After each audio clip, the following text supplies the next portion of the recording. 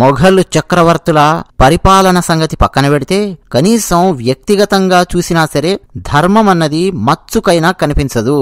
ఔరంగజేబు ఎన్నెన్ని దారుణాలు చేశాడో, దాష్టీకాలకు ఒడిగట్టాడో మనం గత 2-3 రోజుల నుంచి చర్చించుకుంటూ ఉన్నాం. ఛావా సినిమా వచ్చినప్పటి నుంచి ఔరంగజేబుకు సంబంధించిన చర్చ మరింతగా పెరిగింది. సంభాజీ మహారాజు గారిని 40 రోజుల పాటు అత్యంత దారుణమైన హింసలకు గురిచేసి పొట్టన పెట్టుకున్నాడు ఔరంగజేబు అనే నీచుడు. మరి ఇతరుల పట్ల అలా ప్రవర్తించాడు కదా, మతం మారు అని చెప్పి ఇట్లా చేశాడు కదా, పోనీ తన సొంత ఇంట్లో ఉన్న వాళ్లను ఔరంగజేబు ఎలా చూసుకున్నాడు అన్న ప్రశ్న వేసుకుంటే ఔరంగజేబు తండ్రి షాజహాన్ గురించి మనం మాట్లాడుకోవాలి. ఎవరైనా సరే అండి తల్లిని తండ్రిని గౌరవిస్తారు. తండ్రితో ఒక క్లాష్ ఏదైనా వచ్చినా గాని దానికి సాధ్యమైనంత వరకు దూరంగా ఉండే ప్రయత్నం చేస్తారు. తండ్రితో గొడవలొచ్చినా ఏమన్నా జరిగినా తండ్రికి కాస్త దూరంగా ఉండే ప్రయత్నం చేస్తారు తప్ప తండ్రిని హౌస్ అరెస్ట్ చేసి బంధించి తాగడానికి నీళ్లు కూడా లేకుండా చేసి కుక్కచావు చచ్చిపోయే విధంగా ఏ కొడుకైనా చేస్తాడా? అందులోనూ మొఘలు చక్రవర్తి అని చెప్పి పిలిపించుకున్న ఔరంగజేబు లాంటి వాడు చేస్తాడా అంటే చేశాడు. షాజహాన్ పరిస్థితి ఎంత దారుణంగా, ఎంత దయనీయంగా ఉండేది చిట్ట చివరి రోజుల్లో. అసలు ఎందుకు షాజహాన్ని ఔరంగజేబు అరెస్ట్ చేశాడు? ఏం జరిగింది? షాజహాను కన్నీళ్లు పెట్టుకుంటూ ఎలాంటి దయనీయమైన ఉత్తరాలను ఔరంగజేబుకు రాశాడు? ఆ విషయాలను మనం ఈ వీడియోలో తెలుసుకోబోతూ ఉన్నాం. చాలా ఆసక్తికరమైన వీడియో ఇది, ఎక్కడ వదిలిపెట్టకండి, చిట్ట చివరి వరకు చూడండి. అన్నట్టు మరో విషయం, ఇతిహాసం అని మాకు ఇంకో ఛానల్ ఉంది. ఆ ఛానల్లో లేటెస్ట్ గా నల్లమల్ల రహస్యం అని ఒక వీడియో పెట్టాను. 1940లలో మన పెద్దవాళ్లు నల్లమల్ల అడవుల్లో కాలినడకన ఆయుధాలు తీసుకొని ఒక పక్క క్రూర మృగాలను ఎదుర్కొంటూ కష్టపడి ఎలా వెళ్లి శ్రీశైలంలో శివుణ్ణి దర్శించుకొని వచ్చేవాళ్లు. ఆ విషయాలు, విశేషాలు, చాలా లోతైన అంశాలు, కొత్త కొత్త విషయాలు ఆ వీడియోలో చెప్పాను. దయచేసి ఆ వీడియో చూడండి. నల్లమల్ల రహస్యం వీడియో ఈ వీడియో కింద డిస్క్రిప్షన్ లోను ఆ లింక్, పిన్ చేసి పెట్టిన మొట్టమొదటి కామెంట్ లో కూడా నల్లమల్ల రహస్యం ఇతిహాసం ఛానల్ లింక్ ఇస్తూ ఉన్నాను. ఈ వీడియో అవగానే ఖచ్చితంగా ఆ వీడియో మీరు చూస్తారు అని చెప్పి నేను ఆశిస్తూ ఉన్నాను. అలాగే ఈ వీడియోకు లైక్ కొట్టే ప్రతి ఒక్కరికి పేరు పేరున ధన్యవాదాలు చెప్తూ ఉన్నాను. కామెంట్ సెక్షన్ లో మీ అభిప్రాయాలు రాసి రెగ్యులర్ గా పంచుకుంటూ ఉన్న వాళ్లకు ప్రత్యేకమైన కృతజ్ఞతలు చెప్తూ ఉన్నాను. ఇక ఔరంగజేబు, షాజహాన్ వీళ్ల విషయానికి గనక వస్తే, అసలు షాజహాన్ మీద ఎందుకు ఔరంగజేబుకు అంత కోపం? ఏం చేశాడు? తండ్రి ఏదో ఒకటి చేస్తేనే కదా కొడుకు అంత కోపం రావాలి అంటే తండ్రి ఏమీ చేయనవసరం లేదండి కొడుకు పట్ల. కొడుకుకు అధికార మదం, అధికార దాహం గనక పెరిగిపోయిందా ఇక తల్లి కనిపించదు, తండ్రి కనిపించడు, ఎవరూ కనిపించరు.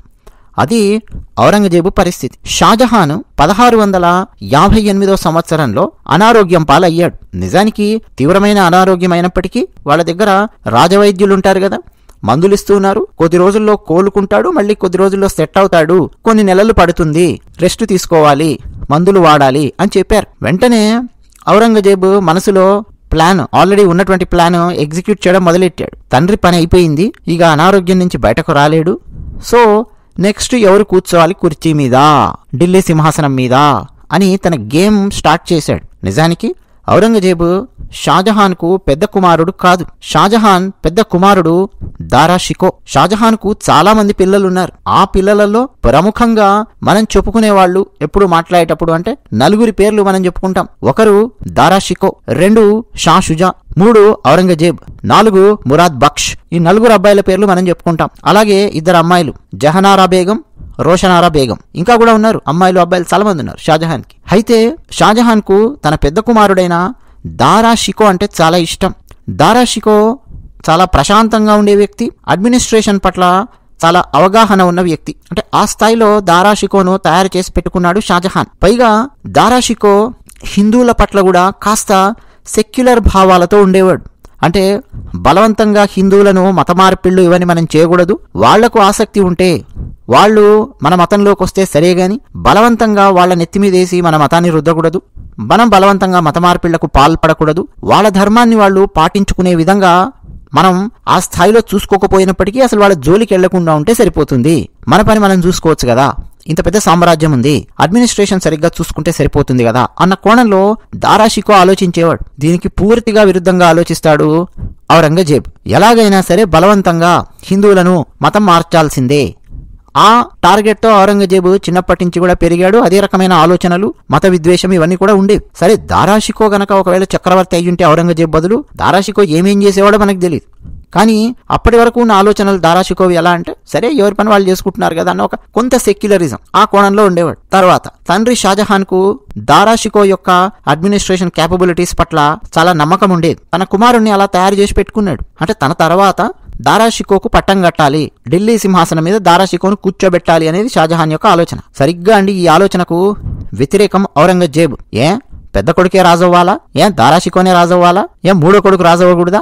నేను రాజవ్వకూడదా? నేనెందుకు అవ్వకూడదు అని చెప్పి ఆలోచన మొదలుపెట్టి ఔరంగజేబు తన సోదరులందరినీ ఒక్కొక్కరిని పైకి పంపించే రకంగా స్కెచ్ చేశాడు. ఆ డైరెక్షన్ లో పనిచేశాడు ఔరంగజేబు. సరే, ఎవరెవరికి ఎలా స్పాట్ పెట్టాడు, ఎలా స్కెచ్ చేశాడు, ఏమేం చేశాడు అనేది మనం ఈ వీడియోలో మాట్లాడితే అదే మాట్లాడాల్సి వస్తుంది. తర్వాత మాట్లాడతాను ఔరంగజేబు ఎంత భయంకరమైన వ్యక్తి అన్నది, తన సోదరుల పట్ల ఎట్లా బిహేవ్ చేశాడు ఏంటి అనేది మనం తర్వాత మాట్లాడదాం. అయితే షాజహాన్ అనారోగ్యం పాలవగానే ఇమ్మీడియట్ గా ఔరంగజేబు షాజహాన్ని ఆగ్రా కోటలో బంధించాడు.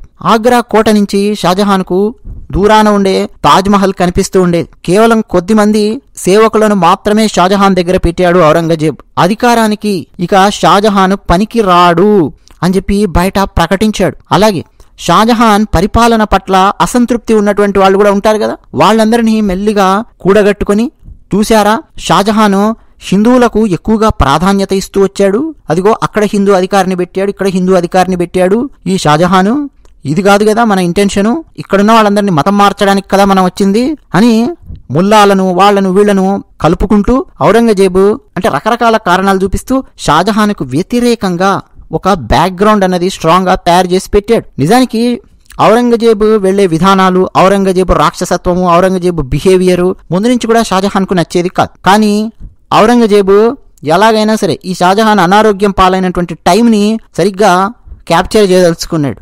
నాకండి ఈ షాజహాన్ ఔరంగజేబు కథ అధ్యయనం చేసినప్పుడు చాలా సందర్భాలలో ముంబై చీకటి చరిత్ర అధ్యయనం చేసినప్పుడు కరెక్ట్ గా మ్యాచ్ అవుతుంది. ముంబైని దావుద్ ఇబ్రహీం ఎలా చేజిక్కించుకున్నాడు అంతకు ముందు ఉన్నటువంటి వాళ్ల చేతుల్లో నుంచి అన్నది చూస్తే మనకు అర్థం అవుతుంది, సరిగ్గా మ్యాచ్ అవుతుంది. ఒక పక్క షాజహాన్ ని హౌస్ అరెస్ట్ చేసి ఆగ్రా కోట లోపల, మరోపక్క తన సోదరులను నరికిపారేసే కార్యక్రమాలు, వాళ్లతో యుద్ధం చేసి వాళ్ళని చంపే పనులు, వాళ్ళని అరెస్ట్ చేసి వాళ్ళను క్రూరంగా హింసించే పనులు, ఇట్లాంటి పనులకు తెగబడ్డాడు ఔరంగజేబు. సో ఒక పక్క తన సోదరులు ఎవరు తనకు అడ్డు రాకుండా వాళ్ళను లేపేసే పని చేశాడు. ఇక ఔరంగజేబును అడిగేవాడెవడూ లేడు, ఢిల్లీ సింహాసనం మీద కూర్చున్నాడు. ఇక షాజహాన్ ని హౌస్ అరెస్ట్ చేసిన ఆ మొట్టమొదటి రోజు నుంచే అష్టకష్టాలు పెట్టడం మొదలెట్టాడు. షాజహాన్ కి కావాల్సిన ఆహారాన్ని సరిగ్గా పంపించేవాడు కాదు. ఎవరైనా సరే అక్కడున్న సేవకులు, షాజహాన్ అంతకుముందు చక్రవర్తి కదా, ఆయనకు సరైన ఆహారం తీసుకెళ్లి ఇద్దాము, వైద్యులు చెప్పినట్టు ఆ పథ్యం అవన్నీ కలిపి ఆహారం తీసుకెళ్లి ఇద్దాము అని ప్రయత్నం చేస్తే ఆ సేవకులకు ఆజ్ఞ జారీ చేసేవాడు. లేదు ఈ పథ్యంతో కూడినటువంటి ఆహారం అవసరం లేదు, ఫలానా ఆహారం పెట్టండి అని చెప్పి పంపించేవాడు. అంటే షాజహాను శారీరకంగా ఇబ్బంది పడి తొందరగా పైకి పోవాలి అన్నది ఔరంగజేబు యొక్క ప్లాన్ అనమాట. ఇక షాజహాను తాను కట్టించినటువంటి తాజ్మహల్ ని ఆ చీకటి గోడల మధ్యలో ఉన్నటువంటి చిన్న చిన్న కిటికీలలో నుంచి దూరంగా ఉన్న తాజ్మహల్ ని చూస్తూ ఏడుస్తూ ఉండేవాడు షాజహాన్. నేనేనా చక్రవర్తిని ఒకప్పుడు, నా కొడుకు నాకు ఇంత భయంకరమైన పరిస్థితి పట్టించాడేమిటి అని చెప్పి ఏడుస్తూ ఉండేవాడు. ఇక తన భార్య, తన ప్రియమైన భార్య ముంతాజ్ మహల్ సమాధిగా కట్టించాడు కదా తాజ్మహల్ ని, ఆ దూరం నుంచి చూస్తూ తన భార్యను తలుచుకుంటూ ఇంత భయంకరమైన కొడుకును కన్నానేమిటి అని చెప్పి ఏడుస్తూ ఉండేవాడు.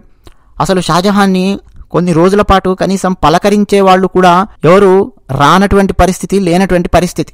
రాజబంధువులు ఎవరూ కూడా షాజహాన్ ని వెళ్లి కలవకుండా ఉండే విధంగా ఔరంగజేబు చూసుకున్నాడు. అయితే షాజహాన్ ను కాస్త అప్పుడో ఇప్పుడో కలుస్తూ ఆయన దగ్గరుండి కాస్త ఆయన బాగోగులు చూసుకున్నది ఎవరు అనంటే షాజహాన్ కూతురు ఔరంగజేబు సోదరి జహనారా బేగం. ఈ జహనారానే కాస్తో కూస్తో ఆయనను పట్టించుకున్నటువంటి పరిస్థితి షాజహాన్ ను.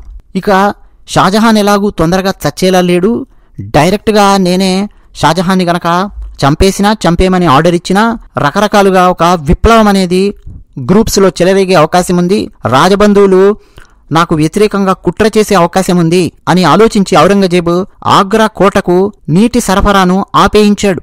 ఏమైనా అంటే రిపేర్లు ఉన్నాయి అని చెప్పి చెప్పేవాళ్ళు, నీటి సరఫరా ఆగిపోవడం. సరే, నీటి సరఫరా ఆగిపోతే మరి నీళ్లు కావాలి కదా అంటే కుండలలో బిందెలలో తాగడానికి నీళ్లు పంపించేవాడు షాజహాన్ కి. ఆ నీళ్లు మడ్డిగా ఉండి బురదతో ఉన్నటువంటి నీళ్లు, ఏ రకమైనటువంటి ఫిల్టర్ వాడనటువంటి నీళ్లు, చెత్త నిండినటువంటి నీళ్లు కుండలలో బిందెలలో షాజహాన్ దగ్గరికి వచ్చేవి. ఆ నీళ్లు తాగలేక తాగుతూ షాజహాను కంటికి నిండా నిద్రపోకుండా ఏడుస్తూ రకరకాల ఉత్తరాలు ఔరంగజేబుకు రాశాడు. అందులో ఒక ఉత్తరం, అది చాలా సందర్భాలలో సర్క్యులేట్ అవుతూ ఉంటుందండి. ఆ ఉత్తరం గురించినటువంటి చర్చ చాలా సందర్భాలలో వస్తుంది. అయితే మెయిన్ స్ట్రీమ్ హిస్టారియన్స్ ఎవరు ఆ ఉత్తరాలకు సంబంధించి ఎప్పుడు చరిత్రలో రాయలేదు, కానీ వివిధ సందర్భాలలో ఆ ఉత్తరాలకు సంబంధించిన చర్చ వస్తుంది. ఒక ఉత్తరం మీరు ఫర్ ఎగ్జాంపుల్ స్క్రీన్ మీద చూడొచ్చు, పర్షియన్ భాషలో ఉంటుంది. దాని అర్థం మన తెలుగులోకి చెప్పుకోవాలి అనంటే, బేటా ఔరంగజేబ్, నువ్వే నా హీరోవి, అంత గొప్పవాడివి, కానీ నువ్వేం చేస్తున్నావు? ఆ దేవుని యొక్క ఆజ్ఞ లేనిదే ఒక చెట్టు నుంచి ఒక ఆకు కూడా నేల రాలి కింద పడదు అంటారు. మరి నా పట్ల నువ్వెందుకు ఇంత నిర్దయగా ఉన్నావు నాయనా? నేను నీకేం అన్యాయం చేశాను? ఒకసారి హిందువులను చూడు, వాళ్ళు మరణించిన వాళ్ల పెద్దలకు కూడా తిలోదకాలు వదులుతారు. మరణించిన వాళ్ల పెద్దలకు కూడా ఆ పేరు మీద నీళ్లు సరఫరా చేస్తారు, నీళ్లు అందిస్తారు. నేనింకా బతికే ఉన్నాను, నువ్వెందుకు ఇలా నా మీద నిర్దయగా ఉన్నావు? నాకు నీళ్లు కూడా రాకుండా చేస్తున్నావు, ఆ పంపించే నీళ్లు కూడా ఇంత దారుణంగా ఉన్నాయి, నా మీద కాస్త దయ చూపించు నాయనా అని చెప్పి ఆ అర్థం వచ్చేలాగా షాజహాన్ నీళ్ల గురించి తన కుమారునికి ఉత్తరం రాశాడు. అందులో మళ్ళీ ఏంటంటే మీనింగ్, హిందువులు మరణించిన తమ పెద్దలకే నీళ్ళిస్తారే, అంత గొప్పవాళ్లే వాళ్ళు, నువ్వు ఒక గొప్ప ముస్లిం అయ్యుండి నీ తండ్రికి నీళ్లు ఇవ్వకుండా ఇంత దారుణంగా హింసిస్తున్నావేంటి అని చెప్పి ఆ కోణంలో షాజహాన్ రాశాడు. ఇంకా అండి మరికొన్ని ఉత్తరాలకు సంబంధించిన చర్చ కూడా ఉంది. హిందువులు మరణించబోయే తమ పెద్దల నోట్లో కూడా తులసి తీర్థం పోస్తారు, అంటే అప్పటిదాకా కూడా చూసుకుంటారు తమ పెద్దలను, నోటికి నీళ్లు అందిస్తారు. తులసి అనంటే అండి పవిత్రమైనటువంటిది, అత్యంత స్వచ్ఛమైనది. మరో కోణంలో చూస్తే ఆయుర్వేద లక్షణాలు కలిగి ఉన్నటువంటిది తులసి తీర్థం.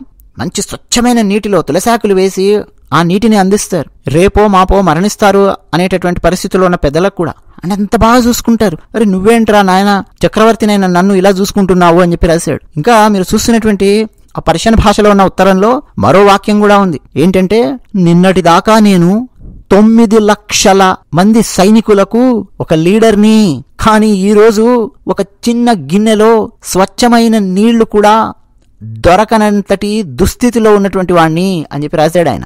అంటే నిన్న మొన్నటి వరకు చక్రవర్తి కనుసైగ చేస్తే 9 లక్షల పదాతి దళము మొత్తం సైన్యం మొత్తం ముందు కదులుతుంది. ఒక్క ఆజ్ఞ వేస్తే షాజహాన్ అంటే అంత చక్రవర్తిలాగా ఉండి ఢిల్లీ సింహాసనం మీద కూర్చొని అటువంటి వ్యక్తి మంచినీళ్ల కోసం నోరు తెరిచి తన కొడుకును అడుక్కునేటటువంటి పరిస్థితి వచ్చింది అని అంటే, ఇక ఔరంగజేబు ఎంత క్రూరుడు తన తండ్రి పట్ల అన్నది మీరు ఒక్కసారి అర్థం చేసుకోవడానికి ప్రయత్నం చేయండి. ఎందుకు ఇట్లా నీళ్లు ఆపాడంటే, ఇక డైరెక్ట్ గా షాజహాన్ని చంపేస్తే, ఏ ఖడ్గమో వాడి చంపేస్తే మళ్ళీ వాళ్ళ రాజబంధువుల మధ్య లేదు ఆ తర్వాత మెల్లిమెల్లిగా ఒక విప్లవం అనేది రావచ్చు తమ వాళ్ళ మధ్యలోనే. అది అవాయిడ్ చేయడం కోసం అన్నమాట ఈ పనులు.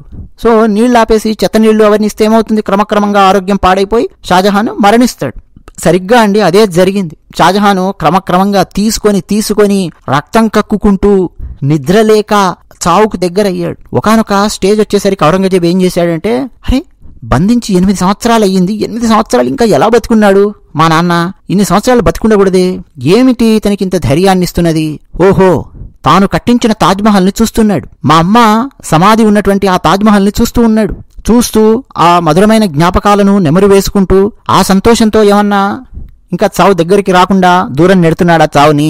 అంటే తాజ్మహల్ కూడా కనిపించని స్టేజ్కు తీసుకురావాలి షాజహాన్ని అని చెప్పి ఆలోచించి ఆగ్రా కోటలో మార్పులు చేయాలి, రిపేర్లు చేయాలి అని చెప్పి షాజహాన్ని తాజ్మహల్ కనిపించనటువంటి గదుల్లో ఉంచే విధంగా ప్లాన్ చేసి, ఏ గదుల్లో నుంచి అయితే తాజ్మహల్ కనిపిస్తుందో ఆగ్రా కోట నుంచి ఆయా గదుల్లో ఉన్న కిటికీలన్నింటినీ మూసివేయించాడు. రకరకాల మార్పులు చేర్పులు చేయించి పెట్టాడు. అంటే ఇక తన చావు చివరికి వచ్చేసరికి షాజహాను తానెంతో గొప్పగా రొమ్ము విరిచి చెప్పుకుంటాడే, తాజ్మహల్ కట్టించాను, నా భార్య సమాధి కట్టించాను చెప్పుకుంటాడే, తాజ్మహల్ పాలరాయితో కట్టించాను. ఆ పాలరాయితో కట్టించిన తాజ్మహల్ ని కూడా తాను చనిపోయే ముందు చూసుకోలేనటువంటి దుస్థితి లోపలికి వచ్చాడు షాజహాన్. చాలా దగ్గరగా ఉంది తాజ్మహల్, తనకు తాజ్మహల్ కు మధ్య గోడలు మాత్రమే అడ్డున్నాయి. అంత దగ్గరలో ఉన్నా గాని తాజ్మహల్ ని చూసుకోలేక ఒక రాత్రి ఇక ఏడుస్తూ కృంగి కృషించి ప్రాణం విడిచాడు షాజహాన్. ప్రాణం విడిచిన తర్వాత ఒక చర్చ వచ్చింది. షాజహాన్ మరి చక్రవర్తి కదా, మరి ఒకప్పుడు చక్రవర్తిని ఎట్లా తీసుకెళ్ళాలి? ఒక పెద్ద ప్రొసెషన్ అనేది తీయాలి కదండి, అంటే ఒక పెద్ద ఊరేగింపు చేయాలి కదా. ఆయన శవాన్ని తీసుకెళ్లి వాళ్ళ ముస్లిం పద్ధతుల్లో ఖననం చెయ్యాలి అని అంటే ఆగ్రా కోట నుంచి చాలా పెద్ద ఎత్తున భారీగా ఒక ఊరేగింపు ఏర్పాటు చేసి ఇవన్నీ చేస్తూ తీసుకెళ్లాలి కదా. ఆయన చనిపోయాడు అన్న విషయము మొత్తం వాళ్ళ సామ్రాజ్యంలో ప్రకటించి కొన్ని రోజుల పాటు ప్రత్యేకమైన ప్రార్థనలు చేయిస్తూ అట్లా ఆ రేంజ్లో చేయాలి కదండి. అవన్నీ ఏం చేయని అవసరం లేదు, ఈయనకింత పేరు రావాల్సిన అవసరం లేదు అని చెప్పి, అంటే ఎక్కడ సానుభూతి పెరుగుతుందో షాజహాన్ మీద, ఎక్కడ ఇతని గురించి మళ్ళీ చర్చించుకొని మాట్లాడడం మొదలెడతారో అలా మొదలుపెట్టిన వాళ్ళు మళ్ళీ తన చరిత్ర కూడా తవ్వుతారు కదా. తానెందుకు తనని జైల్లో వేశాడని చెప్పి, మళ్ళీ ఇవన్నీ ఎందుకు అని చెప్పి ఔరంగజేబు తన సైన్యానికి ఆర్డర్ ఇచ్చాడు. కేవలం కొద్దిమంది మాత్రమే ఉండండి, ఆ బాడీని తీసుకోండి, ఒక చిన్న పడవలోకి ఎక్కించండి, అది కూడా రాత్రిపూట, ఎవరు ఎక్కువ మంది లేని టైంలో ఆ పడవను సరాసరి ఆ యమునా నదిలో తీసుకొని వెళ్ళి తాజ్మహల్లో ఆ ముంతాజ్ మహల్ సమాధి ఉంది కదా, ఆ పక్కనే ఈయనను కూడా ఖననం చేసేయండి. బహిరంగ సభలు అవసరం లేదు, బహిరంగంగా ఒక ఊరేగింపు అవసరం లేదు, ఇతనికి ఆ స్థాయిలో సెండ్ ఆఫ్ ఇవ్వాల్సిన అవసరం లేదు, సైలెంట్ గా పని కానివ్వండి అని చెప్పి ఔరంగజేబు ఆర్డర్ వేశాడు. ఔరంగజేబు ఆర్డర్ వేసినట్టే ఆయన సైనికులు చాలా సైలెంట్ గా ఒక అర్ధరాత్రి చిన్న పడవలో షాజహాన్ శరీరాన్ని తీసుకొని ఆ తాజ్మహల్ దగ్గరికి తీసుకొని వెళ్ళి అక్కడ ఒక దగ్గర ఖననం చేసేశారు. అయితే ఔరంగజేబు తన పక్కనున్నటువంటి వాళ్లకు ముల్లాలు వాళ్ళందరూ వాళ్ళకేం చెప్పాడో తెలుసా? అది కూడా చరిత్రలో రాశారు. రాజ ఖజానా మీద భారం తగ్గించుకోవాలి అన్న ఉద్దేశ్యంతో నేను ఇలా చేస్తున్నాను. షాజహాన్ అంత్యక్రియలకు పెద్దగా ఊరేగింపు చేస్తే ఖజానా మీద భారం పడుతుంది, అందుకే తక్కువ ఖర్చుతో అర్ధరాత్రి సమయంలో అంత్యక్రియలు జరిపిస్తున్నాను అని ఒకటి చెప్పాడు. ఇంకోటి ఏం చెప్పాడంటే, అధికారికంగా నేను చాలా సింపుల్ లైఫ్ నేను గడుపుతూ ఉంటాను, దానికే ఇష్టపడతాను, చచ్చిపోయిన వాళ్ల కోసం ఇంత భారీగా అంత్యక్రియలు చేయాల్సిన అవసరం లేదు, అందుకనే నిరాడంబరంగా షాజహాన్ అంత్యక్రియలు చేయించాలనుకుంటున్నాను అని చెప్పి ఇంకోటి చెప్పాడు. సో మొత్తానికండి ఆ సింహాసనం కోసం ఔరంగజేబు ఆడినటువంటి రాజకీయ వ్యూహంలో భాగంగా, కుట్రలో భాగంగా 8 ఏళ్ల పాటు షాజహాన్ ఔరంగజేబు నిర్బంధంలో ఉండి తీసుకొని కృంగి కృషించి మరణించాడు. షాజహాన్ మరణించిన సంవత్సరం 1666. ఒక్క విషయం చెప్పుకొని మనం ముగిద్దాం, లేకపోతే ఈ వీడియోకి అర్థం ఉండదు. అదే మన భారతీయ సనాతన ధర్మంలో మనం ప్రముఖంగా చెప్పుకునే రామాయణ, మహాభారత, భాగవతాలు, వాటిని ఒకసారి పరిశీలిద్దాం. రామాయణంలో రాముడు మన కథానాయకుడు, మన పరమాత్మ. అదే పరమాత్మ కృష్ణావతారంలో మనకు మహాభారతంలోనూ భాగవతంలోనూ కనిపిస్తాడు కదా. తండ్రి విషయంలో రాముడు ఏ విధంగా ప్రవర్తించాడు ఒకసారి రామాయణం మనం చదివితే తెలుస్తుంది. రామాయణంలో దాదాపు ఒక భయంకరమైన పరిస్థితి వచ్చింది. రాముడు అరణ్యానికి వెళ్ళిపోవాలి 14 సంవత్సరాల పాటు అని ఎప్పుడైతే కైకేయి వరం కోరిందో, భరతుడికి పట్టాభిషేకం చేయాలి అన్నటువంటి వరం కోరిందో, ఆ విషయం తెలియగానే లక్ష్మణుడు చాలా చాలా చాలా ఆవేశంగా మాట్లాడతాడు. అదేమిటి, ఉదయం లేస్తే మా అన్నయ్య శ్రీరామునికి కదా పట్టాభిషేకం కావాల్సింది, ఈ శ్రీరాముడు అడవుల వెంట తిరగాల, భరతుడు రాజవుతాడా అని కోపంతో చాలా మాటలు లక్ష్మణుడు చాలా ఆవేశంగా మాట్లాడతాడు. అందులో లక్ష్మణుడు మాట్లాడిన దాంట్లో అండి ఒకటి, ప్రోత్సాహితోయం కైకేయ సదుష్టో యది నః పితా అమిత్రభూతో నిస్సంగం బాధ్యతామపి. వాల్మీకి రామాయణం అయోధ్యకాండం 21వ సర్గలో వస్తుంది శ్లోకం. ఏమంటాడు లక్ష్మణుడు అంటే ఇన్నర్ మీనింగ్ కనుక మనం తెలుసుకుంటే ఈ శ్లోకానికి ఎవరెవరు అడ్డొస్తారో, రాముడు సింహాసనం మీద కూర్చోడానికి కాదు అని ఎవరెవరైతే అడ్డొస్తారో వాళ్ళందరినీ లేపేద్దాము అని చెప్పి అంటాడు. దాంతోపాటు ఏమంటాడంటే, ఆ కైకేయి ప్రోత్సహించడం వల్ల, ప్రేరేపించడం వల్ల ఈ దశరథ మహారాజు అంటే మా నాన్న ఇటువంటి మాటలు ఏమన్నా మాట్లాడుతున్నాడా? అవసరమైతే ఎవరు అడ్డొచ్చినా సరే వాళ్ళని చంపేద్దాం, జైల్లో వేసేద్దాం ఎవరు అడ్డొచ్చినా గాని అని లక్ష్మణుడు మాట్లాడతాడు.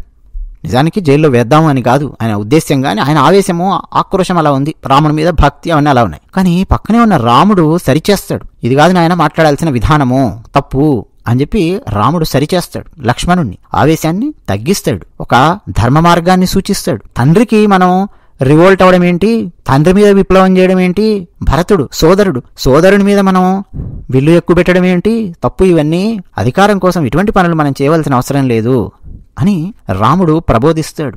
అటువంటి రామాయణ మార్గంలో మనందరం నడిచే ప్రయత్నం చేయాలి. మరి కృష్ణుడు ఏం చేశాడండి? కృష్ణుడి కాలంలో ఔరంగజేబు లాంటి వాళ్ళు లేడా అంటే ఔరంగజేబు లాంటి మనస్తత్వం ఉన్నవాడు కృష్ణుడు లాంటి కాలంలో ఉన్నాడు. ఫర్ ఎగ్జాంపుల్ కంసుడు. అసలు మధురను రాజధానిగా చేసుకుని పరిపాలిస్తున్నటువంటి రాజు ఎవరు? ఉగ్రసేనుడు. యదువంశానికి చెందిన రాజు ఉగ్రసేనుడి కొడుకు కంసుడు. కంసుడు ఒకనాడు తన తండ్రి అయిన ఉగ్రసేనుణ్ణి బంధించి ఒక చీకటి గదిలో చెరసాలలో పారేసి తాను సింహాసనం మీదకి కూర్చుంటాడు. సేమ్ బిహేవియర్ ఔరంగజేబుది కూడా మీరు చూస్తే. కానీ అటువంటి బిహేవియర్ ఉన్నటువంటి వాళ్లను అప్రూవ్ చేశాడా పరమాత్మ? లేదు. కృష్ణుడు ఏం చేశాడండి? కంసుడిని సంహరించాడు. కంసుడిని సంహరించిన తర్వాత కృష్ణుడు సింహాసనం మీదకి కూర్చోవచ్చు కదా. అక్కడ పక్కనున్న వాళ్ళు చాలా మంది చెప్తారు, కంసుడిని నువ్వే వేసేసావు, చాలా మంది రాక్షసులను కూడా వేసేసావు కదా, నువ్వే సింహాసనం మీదకి కూర్చో అని. తప్పు అంటాడు కృష్ణుడు. కాదు చెప్పి, అంతకుముందు సింహాసనం మీద ఎవరున్నారు? తన తాతగారు ఉగ్రసేనుడు, కంసుని తండ్రి. ఉగ్రసేనుణ్ణి సగౌరవంగా ఆ చెరసాల లోపల నుంచి బయటికి తీసుకొని వచ్చి ఉగ్రసేనుణ్ణి సింహాసనం మీద కూర్చోబెట్టి మళ్ళీ ఆయనకు పట్టాభిషేకం చేస్తాడు కృష్ణుడు. ఇది మనం నేర్చుకున్నటువంటి ధర్మం, తండ్రి పట్ల ఎట్లా ఉండాలి అన్నది. ఔరంగజేబు వాళ్ళు చేసినటువంటి పని ఏంటంటే ఇది. అంటే ఔరంగజేబు దాదాపు ఈక్వల్ టు కంస. అటువంటి ఔరంగజేబు చరిత్రను మనకు పుస్తకాలలో పెట్టి అకాడమిక్ పుస్తకాలలో మనల్ని చావుగొట్టి చెవులు మూసారు. ఔరంగజేబు ఏదో మహాత్ముడు గొప్పవాడు అన్నట్టు. మళ్ళీ ఆయన పేరు మీద నగరాల పేర్లు, ఆయన పేరు మీద రోడ్ల పేర్లు, ఇవన్నీ కూడా మన దేశంలో ఉన్నాయి. ఏం చేస్తాం చెప్పండి? కలికాలం కాకపోతే కలికాలం అనాలా, కాంగ్రెస్ కాలం అనాలా? కాంగ్రెస్ కాలంలో పెట్టినటువంటి పేర్లు చాలా ఉన్నాయి. సరే, ఆ తర్వాత భారతీయ జనతా పార్టీ వచ్చాక కొన్ని పేర్లు మార్చుకుంటూ వస్తూ ఉన్నారు. అలహాబాద్ అన్న పేరు తీసేసి ప్రయాగ్ రాజ్ అని చెప్పి యోగి ఆదిత్యనాథ్ గారి పేరు పెట్టారు. గుర్గాం పేరు మార్చి గురుగ్రామ్ అని చెప్పి పెట్టారు. ఇంకా చాలా పేర్లు మారుస్తూ ఉన్నారు. ఇంకా మార్చాల్సినవి కూడా చాలా ఉన్నాయి. అవన్నీ కూడా అధికారికంగా మారిస్తే, అధికారికమైనటువంటి అప్రూవల్తో కనుక మార్చారనుకోండి, అవి లీగలైజ్ అవుతాయి అన్నట్టు. నేను మొదట చెప్పినట్టు ఇతిహాసం ఛానల్ చూడడం మర్చిపోకండి. నల్లమల రహస్యం చూడడం మర్చిపోకండి. ధన్యవాదాలు.